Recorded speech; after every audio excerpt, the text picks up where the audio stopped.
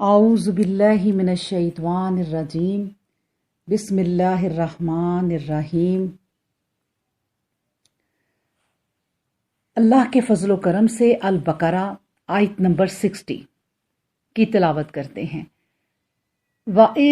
वइज़िस्तस्का मूसा लिक़ौमिही फ़कुल नज़रिब बिआसकल हजरा फ़नफ़जरत मिन्हु इस्नता अशरता ऐना कद अलिमा कुल्लु उनासिम मशरबाहुम कुलू वशरबू मिन रिज़्क़िल्लाहि वला तासू फिल अर्दे मुफ़सिदीन।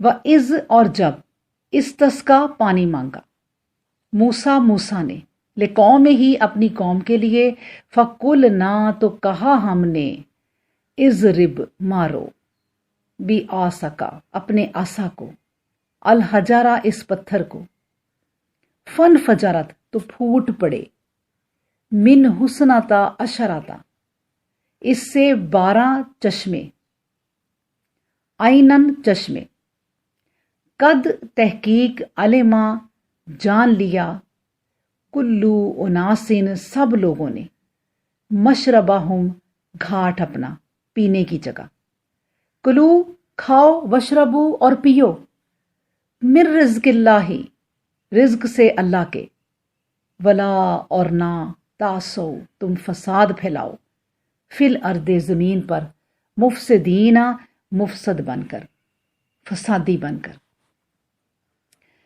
तर्जमा है और फिर जब मूसा अलैहिस्सलाम ने अपनी कौम के लिए पानी तलब किया था और हमने हुक्म दिया था कि अपनी लाठी से इस चट्टान पर ज़रब लगाओ तो यकीनन पानी मौजूद पाओगे।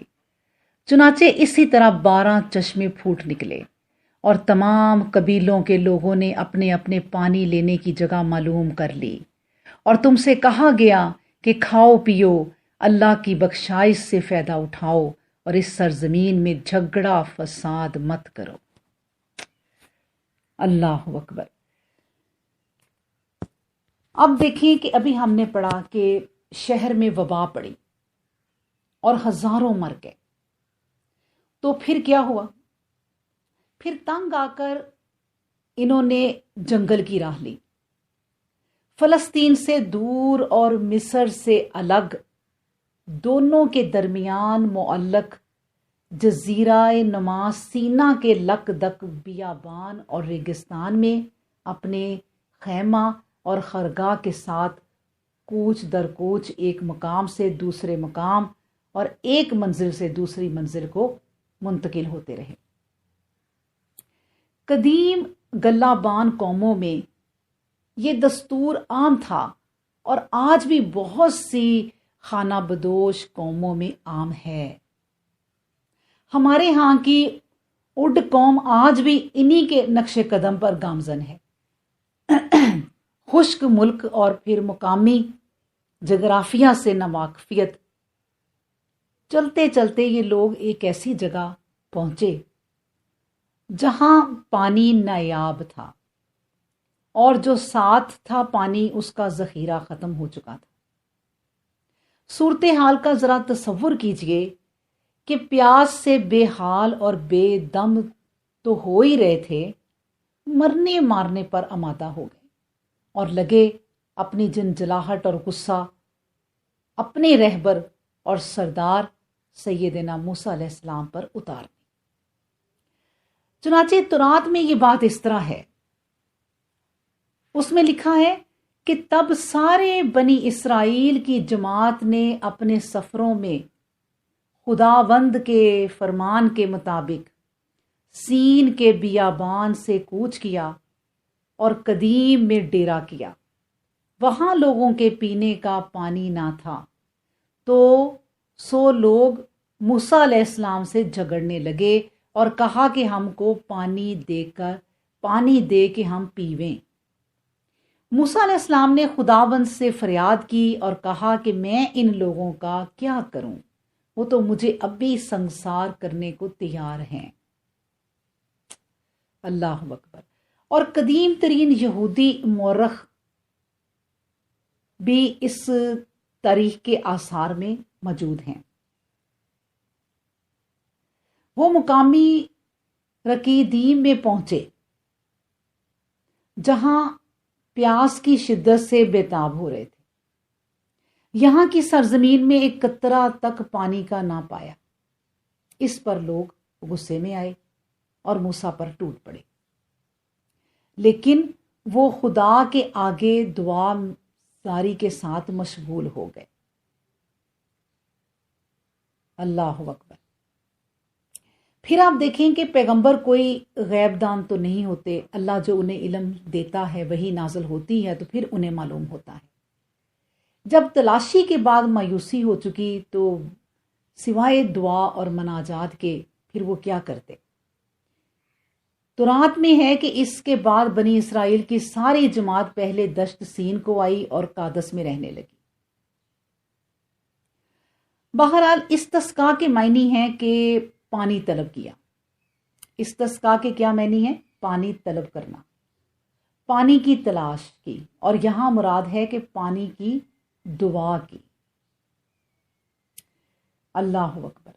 اب دیکھیں موسیٰ علیہ السلام جب دعا میں مصروف ہوئے تو ارشاد الہی ہوا کہ اپنے سارے لشکر کو ساتھ لے کر اس پہاڑ کے اوپر چلو، وہاں تمہارے لیے ایک نہیں برابر 12 چشمے جاری کیے جائیں گے۔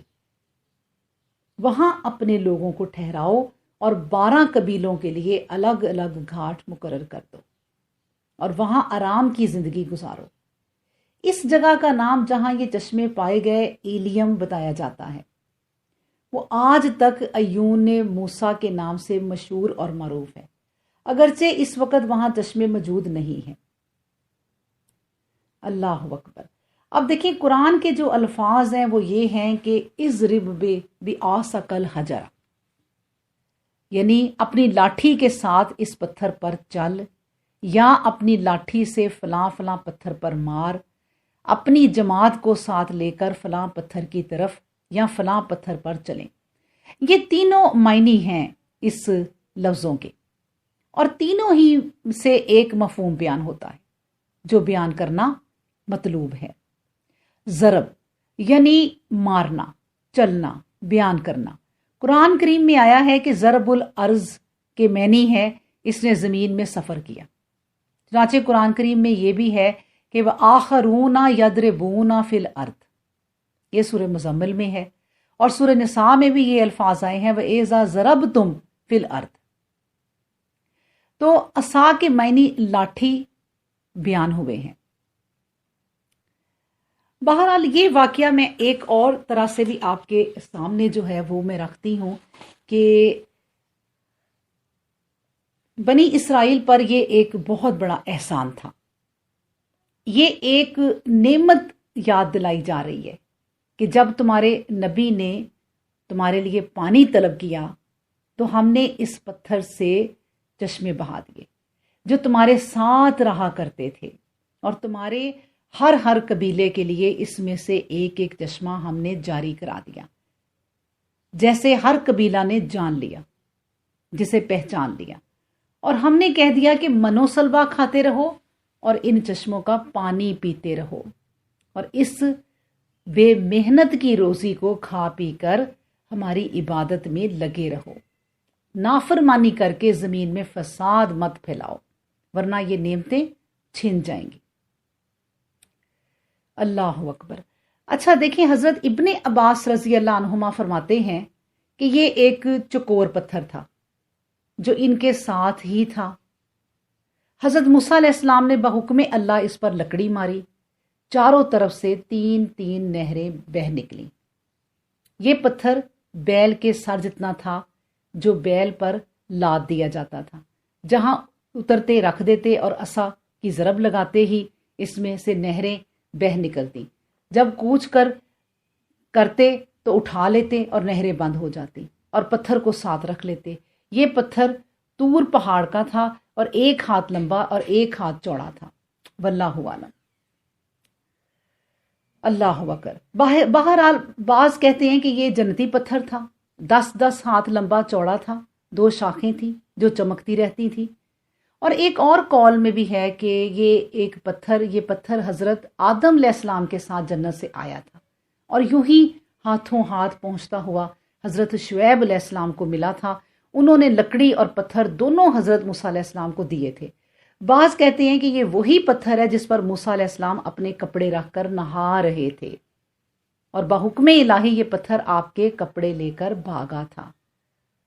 اسے حضرت موسیٰ علیہ السلام نے حضرت جبرائیل کے مشورے سے اٹھا لیا تھا، جس سے آپ کا یہ معجزہ ظاہر ہوا۔ اللہ اکبر۔ بہرحال واللہ عالم، جو اللہ تعالیٰ نے جو بات کہی ہے، جو ہم قرآن میں پڑھتے ہیں اور تھوڑی سی ہم نے تراث سے بھی لی ہے، لیکن اللہ تبارک و تعالیٰ کی جو قرآن میں آیت ہے اس پر غور و فکر جو ہے وہ کرنے والے غور و فکر کرتے ہیں، اور اس سے جو ہے پتہ چلتا ہے، جو میں نے آپ کے سامنے پہلے رکھی ہے بات، تو اس کو آپ دھیان سے سنیں۔ تو اللہ تبارک و تعالیٰ نے دیکھا جائے تو انسان کے لیے جو ہے وہ سب سے بڑی نعمتیں کیا ہیں کہ انسان کھانا کھا لے اور پانی پی لے۔ پانی اور دونوں چیزیں انہیں اللہ کی طرف سے تحفتاً ملی، بغیر محنت کے، من و سلوہ اور پھر یہ چشمے۔